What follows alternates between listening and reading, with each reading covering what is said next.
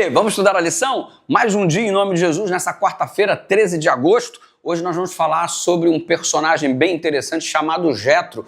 E ele tem um outro nome, Reuel. Reuel ou Jetro, como você queira chamar. O sogro do Moisés, que foi encontrá-lo lá no deserto, uma vez que escutou do livramento que o Senhor havia proporcionado para o seu povo, o povo do Moisés, o povo de Israel, por intermédio de Moisés como instrumento. Enfim, uma história belíssima, impactante, e agora Moisés recebe a visita do seu sogro.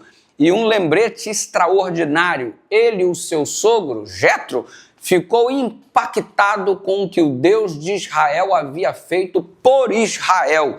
E desta forma, ele pôde conhecer um pouco mais ao nosso Deus. Você observa, felizmente, o povo de Israel cumprindo o propósito de funcionar como testemunha para que as pessoas de outras nações pudessem conhecer o Senhor Deus Todo-Poderoso, o Deus de Abraão, de Isaac e de Jacó.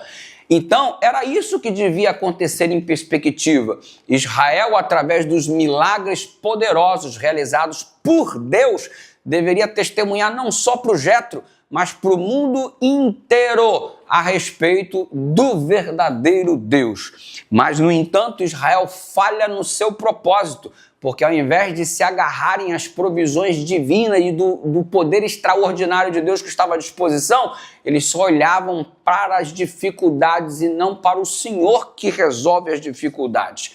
Você percebe que a visita do Jetro trouxe um resultado muito positivo. Número 1, ele conheceu melhor a Deus por intermédio do testemunho que Moisés lhe deu, contando em detalhes tudo o que havia acontecido. E número 2, você percebe que além de aprender acerca de Deus, você percebe Jetro dando um conselho significativo.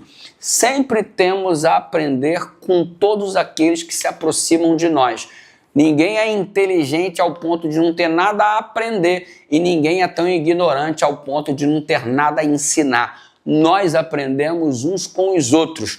O Moisés transmitiu o conhecimento do Deus Todo-Poderoso e o Jetro, por sua vez, transmitiu uma noção administrativa, organizacional, onde o povo se dividiria em blocos para resolver os problemas menores, de modo que o Moisés só se importaria com as coisas mais graves. E isso foi muito significativo, porque foram instituídos chefes de 1.000, de 100, de 50 e de 10. E o fardo pesado que o Moisés carregava já se tornou alguma coisa mais suave. Bendito seja o nome do Senhor, que Deus sempre nos provê todo o conselho e direção necessária para que a nossa vida seja abençoada nesta caminhada. Você, como Moisés, está disposto a ouvir conselhos? O Moisés foi humilde nesse sentido. Às vezes achamos que não devemos escutar ninguém, mas Deus usa ao nosso redor as pessoas que nos amam para que possamos, às vezes, enxergar uma direção que de outra forma não estávamos vendo.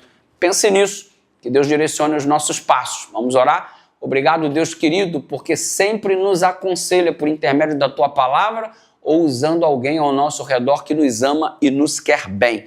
Obrigado pela chance de perceber o papel fundamental que temos no sentido de transmitir aos outros o conhecimento que possuímos ao Teu respeito, em nome de Jesus.